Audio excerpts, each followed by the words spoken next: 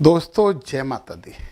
28 जून से 4 जुलाई पंच तत्व के आधार पर कैसा रहने वाला है आपका सप्ताह और हम क्या करें जिससे ये सप्ताह बहुत अच्छा हो जाए।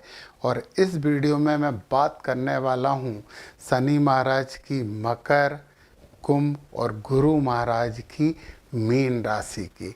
तो आइए सबसे पहले बात करते हैं मकर राशि के लिए। चंद्रमा की स्थिति से एक एक दिन की बात करेंगे। पहले सप्ताह के बारे में संक्षिप्त जानकारी आप ले लीजिए।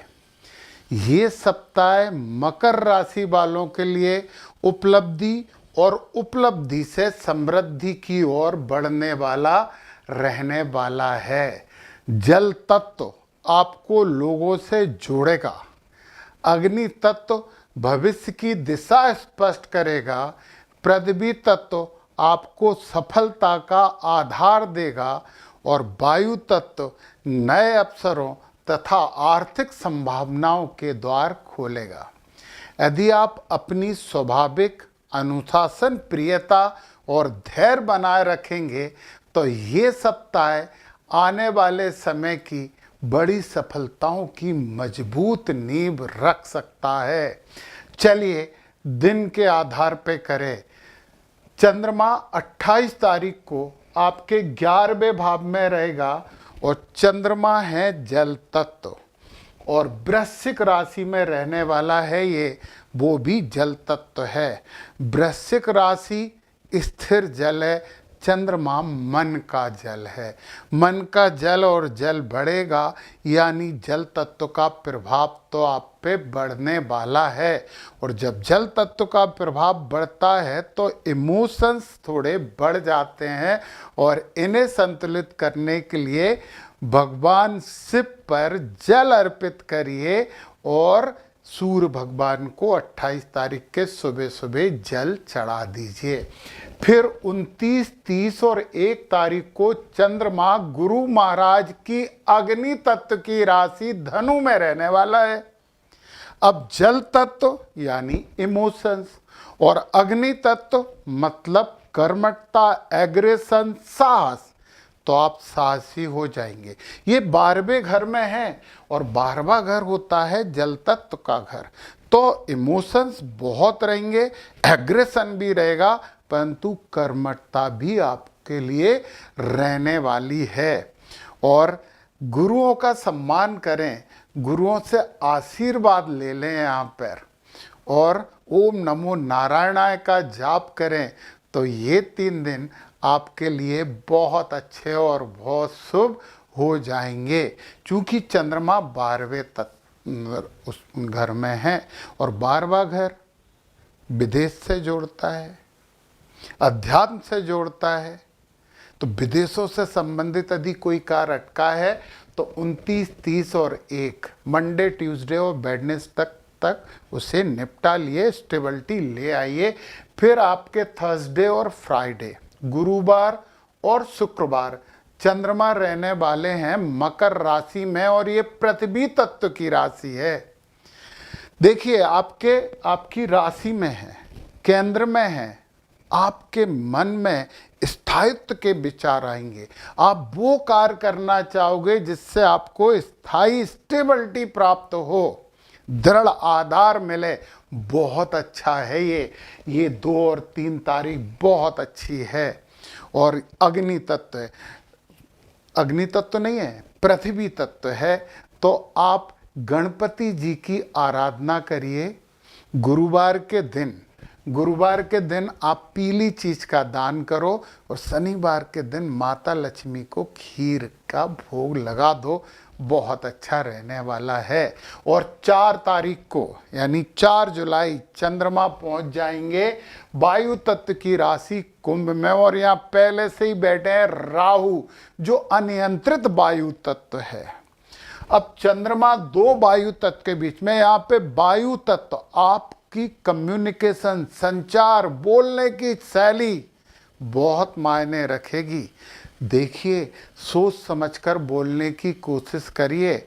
बहुत ज़्यादा एग्रेशन में बात मत करिए, क्योंकि राहु है ना, ये दिमाग में भ्रम उत्पन्न कर देता है।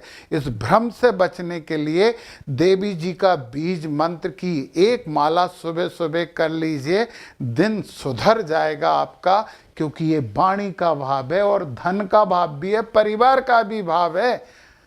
ओम ऐम ह्रीम क्लीम चामुंडाई बिच्चे। तो आपका 4 तारीख यानी शनिवार का दिन भी बहुत अच्छा जाने वाला है। चलिए अब बात करते हैं हम शनि महाराज की ही वायु तत्व की राशि कुंभ की। कुंभ राशि के लिए ये सप्ताह उपलब्धियों से आत्मंथन फिर नई शुरुआत की ओर बढ़ने वाला रहेगा। देखिए, मकर के लिए उपलब्धियों से उपलब्धि प्राप्त करने वाला है, परंतु ये कुंभ राशि के लिए उपलब्धियों से आत्ममंथन करना पड़ेगा, फिर आप आगे बढ़ोगे। जल तत्व तो आपको जिम्मेदारी का बोध कराएगा। अग्नि तत्व अवसर देता है और वो आपको अवसर जरूर प्रदान करेगा। पृथ्वी तत्व आधार देता है, उन अवसरों को आधार भी मिलेगा। और वायु तत्व सप्ताह के अंत में नई दिशा और नए अवसरों के द्वार खोलेगा। यदि आप अपनी मौलिक सोच को व्यवहारिक प्रयासों के साथ जोड़ेंगे, मतलब जो सोच रहे हो उसे यथार्थ पे ले आओ, तो ये सप्ताह आने वाले समय की महत्वपूर्ण सफलताओं की नींव रख सकता है। अब चलिए चंद्रमा की स्थिति से उपायों सहित बात करते हैं। देखिए, आप 28 तारीख दिन रविवार चंद्रमा आपके कर्म भाव में बैठा है। वृश्चिक राशि है, जल तत्व की राशि है और चंद्रमा भी जल तत्व का है। जल तत्व की मात्रा बढ़ जाएगी, इमोशन ज्यादा हो जाएंगे।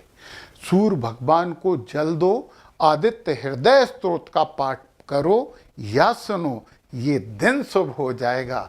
फिर चंद्रमा आ जाएंगे 29, 30 और 1 तारीख के लिए धनु राशि, गुरु महाराज की अग्नि तत्व की राशि। वो अग्नि तत्व जो ज्ञान के लिए एग्रेसिव होता है, जो मन में आता है वो बोल देता है, ऐसा अग्नि तत्व है ये धनु राशि का।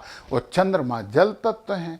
जब जल तत्व अग्नि तत्व से मिलेंगे तो कर्मठता जरूर आने वाली है।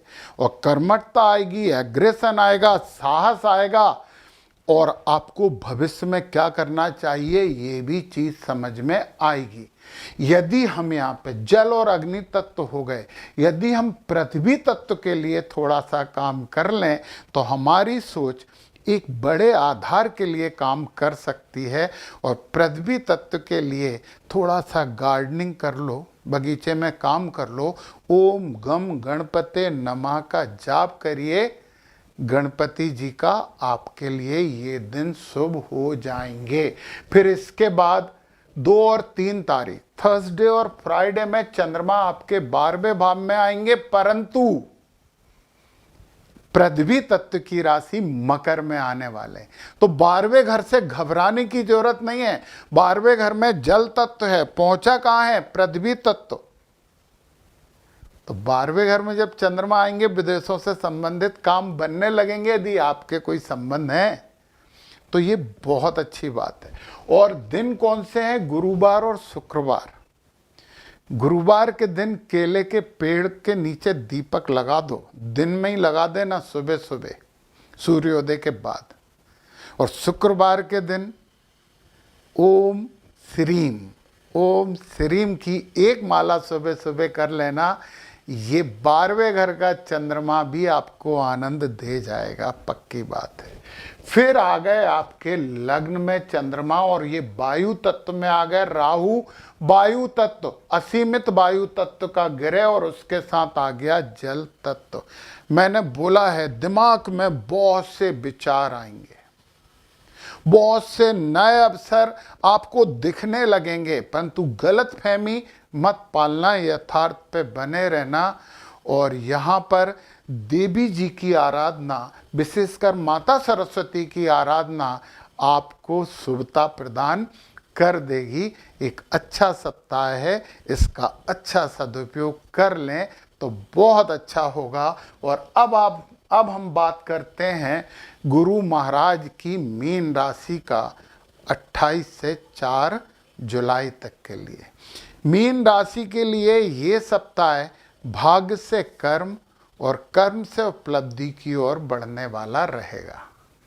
जल तत्व तो आपको अंतर ज्ञान और संवेदनशीलता देगा। देखना, ज्यादा संवेदनशीलता मत कर लेना। अग्नि तत्व सफलता की ओर प्रेरित करेगा। पृथ्वी तत्व आपके प्रयासों को वास्तविक परिणामों में बदलेगा।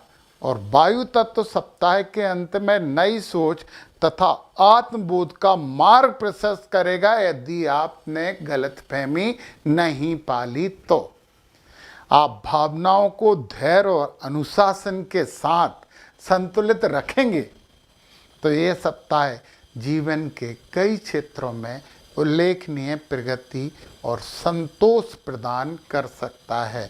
अब हम चंद्रमा महाराज की स्थिति देखें, क्योंकि चंद्रमा जल तत्व है, मन से सीधे सीधे जुड़े हैं, तो मन में जो विचार आएंगे उन्हीं पे तो कार्य होता है, बिना सोचे तो कोई कार्य नहीं होता। तो चंद्रमा आपको सोच देंगे तो वो सोच सकारात्मक हो, इसलिए हम तत्वों के बारे में कुछ उपाय भी समझेंगे। चलिए, सबसे पहले 28 जून चंद्रमा है जल तत्व की राशि वृश्चिक में। चंद्रमा का भी जल तत्व है और ये घर जो रहता है ना, वो अग्नि तत्व का घर है। देखिए, सुबह सुबह अपने पास स्थित किसी भी मंदिर में चले जाइए और वहाँ पर हाथ जोड़ के प्रार्थना कर आइए, क्योंकि जल तत्व थोड़ा ज़्यादा होके इमोशंस ज़्यादा लाता है। और जब भगवान को पैर पड़ेंगे, प्रार्थना करेंगे, आशीर्वाद लेंगे, तो वो इमोशन जो है ना, वो सकारात्मक हो जाएंगे। तो फिर 29, 30 और 1 तारीख को चंद्रमा आ जाएंगे अग्नि तत्व की राशि धनु में। धनु राशि का अग्नि तत्व तो बड़ा सकारात्मक अग्नि तत्व है। धर्म के कार्य करने के लिए प्रेरित करेगा आपके मन को। तो मन चाहेगा कि कुछ धर्म कर्म किए जाएं। और एक बात बताएं, जो कर्म हमें करना चाहिए वो कर्म ही धर्म होते हैं। ये बात आप बहुत ईमानदारी से समझ लो। 3 दिन लगभग, शाम को चले जाएंगे उसमें, परंतु 3 दिन लगभग आपके कर्म में चंद्रमा है और धनु राशि में बैठे हुए हैं। ये आपके लिए एक संतुलित पीरियड लेके आ रहे हैं। यहाँ पर देखिए, मंडे शंकर भगवान को जल चढ़ा दीजिए। फिर ट्यूसडे हनुमान जी का चालीसा सुबह सुबह कर लीजिए और वेडनेसडे गणपति जी की आराधना कर लीजिए। ये जल और अग्नि मिलके आपको सफलता की ओर भेज देंगे, पक्की बात है। फिर 2 और 3 तारीख को चंद्रमा आ जाएंगे मकर राशि में, और मकर है पृथ्वी तत्व की राशि। ये आपके लिए बड़े शुभ हैं। शुभ क्यों है? एक तो इच्छा पूर्ति के 11वें भाव में आ रहे हैं, और यथार्थ यानी पृथ्वी तत्व, धरातल, परमानेंट उपलब्धि, बहुत अच्छा टाइम है ये 2 और 3 तारीख को। इमोशन को स्थायित्व के दिशा में मोड़ोगे तो आपको उल्लेखनीय सफलता प्राप्त जरूर होने वाली है। तो यहाँ पे गुरुवार के दिन लक्ष्मी नारायण की पूजा कर लें, सुबह सुबह 2 मिनट कर लें बस। और फिर शुक्रवार के दिन माता लक्ष्मी को खीर का भोग लगा दें। तो इच्छा पूर्ति वाले भाव में चंद्रमा है, इच्छा पूर्ति तो होगी ही होगी।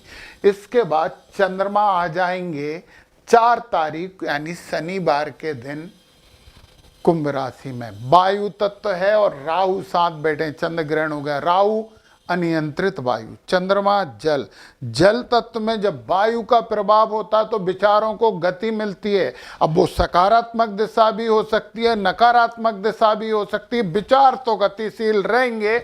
और ये 12वां भाव है, ये भी जल तत्व का भाव है, तो बहुत ज्यादा इमोशनल आप रहने वाले हो। परंतु वायु तत्व बढ़ गया तो भविष्य में किधर सफलता मिल सकती है, किधर नहीं मिल सकती, ये आप निर्णय ले पाओगे।